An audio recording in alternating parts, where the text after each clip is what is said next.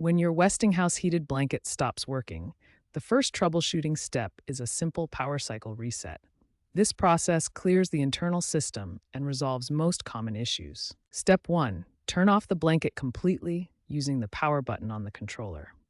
Make sure the display goes dark and the blanket stops heating. Step 2. Unplug the blanket from the wall outlet. If your controller is detachable from the blanket, disconnect it as well. This ensures complete power disconnection. Step 3.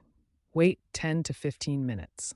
This waiting period allows the blanket's internal systems to completely reset and clear any error states or overheating protection triggers. Step 4. Reconnect the controller securely to the blanket if it was detached.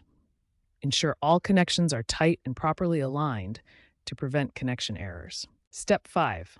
Plug the blanket back into a functioning wall outlet. Use a direct wall outlet and avoid extension cords or power strips, as they may not provide sufficient current for proper operation. Step 6. Turn the blanket back on using the power button and test both the heat settings and timer functions to ensure everything is working properly. Your blanket should now be reset and functioning normally. This power cycling process resolves most common heated blanket issues. If your blanket still doesn't work after this reset, you may need to check for error codes or contact customer support. When basic power cycling doesn't resolve the issue, we need to move to advanced troubleshooting steps to identify and fix the problem. First, check your blanket's controller display for error codes. The most common codes are E or EE, which typically indicate connection or power supply problems. Next, thoroughly inspect all connections.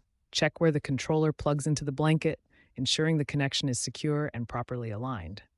Look for any bent pins or loose connections. Carefully examine the entire blanket and cord for any visible damage. Look for frayed wires, burn marks, tears in the fabric, or exposed wiring.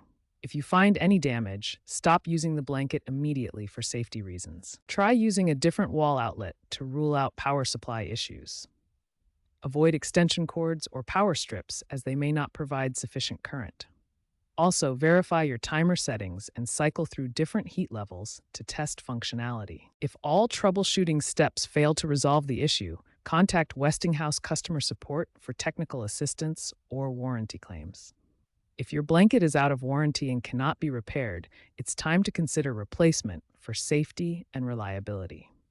Remember, systematic troubleshooting helps identify the root cause of blanket issues. Always prioritize safety over convenience, and don't hesitate to seek professional help when needed.